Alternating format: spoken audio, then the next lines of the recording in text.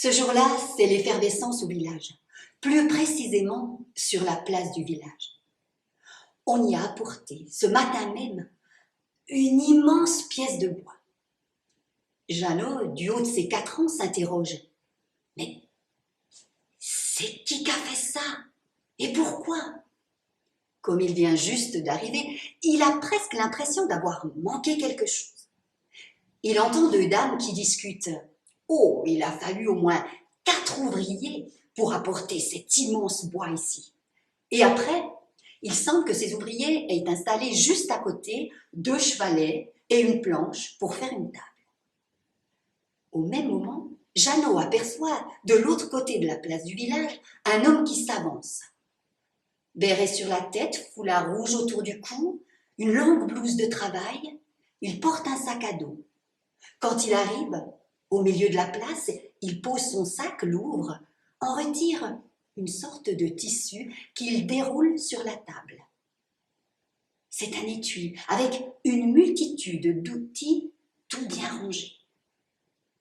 L'homme s'approche de la pièce de bois, en fait le tour lentement, s'arrête, la palpe, la caresse, la percute par endroits pour en entendre les résonances, se recule à nouveau, contemple.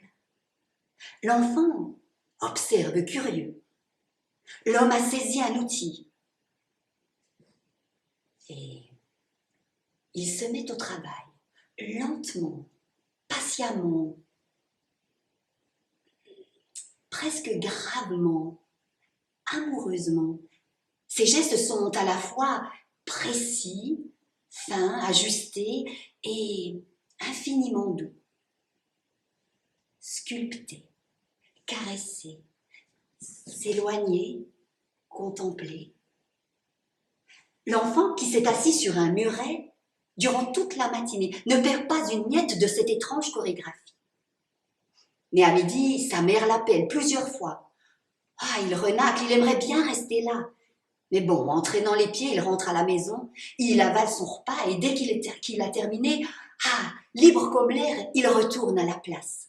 Lui, il a de la chance, il n'a pas encore l'âge d'aller à l'école. L'homme, qui s'était arrêté pour casser la croûte, est justement en train de reprendre le travail. Et Jeannot, jusqu'au soir, garde les yeux rivés sur lui.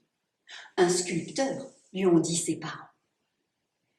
Le lendemain, quand l'homme arrive, le gamin est déjà là, à sa place, sur le muret qui l'attend. L'homme se met au travail et Jeannot assiste à l'étrange ballet d'un artiste en dialogue avec son œuvre et pour qui plus rien d'autre ne semble exister.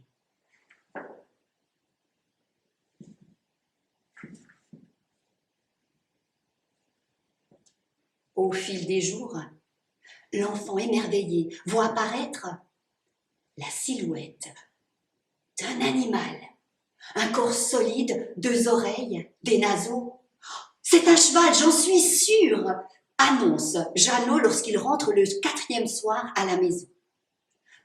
Le 5e jour, ce sont les pattes de l'animal qui se dévoilent. Il galope, jubile l'enfant. Le 6e jour, la crinière et la queue de l'animal se dessinent. Et au fil des heures, Jeannot voit même le vent qui les parcourt. Au 7e jour, l'artiste achève minutieusement les dernières finitions. Il pose ses outils, une dernière fois fait le tour de la sculpture, la contemple. Son œuvre est terminée. Alors il demande « Hé, toi petit, ça te plaît ?» Les yeux lumineux de l'enfant, son regard étoilé, son sourire jusqu'aux oreilles parlent pour lui. Il saute en bas du muret, s'approche et dit « Hé, je peux te poser une question ?»« Mais bien sûr. »« Mais toi, comment t'as fait pour savoir que dans ce gros bois-là, il y avait ce cheval qui courait ?»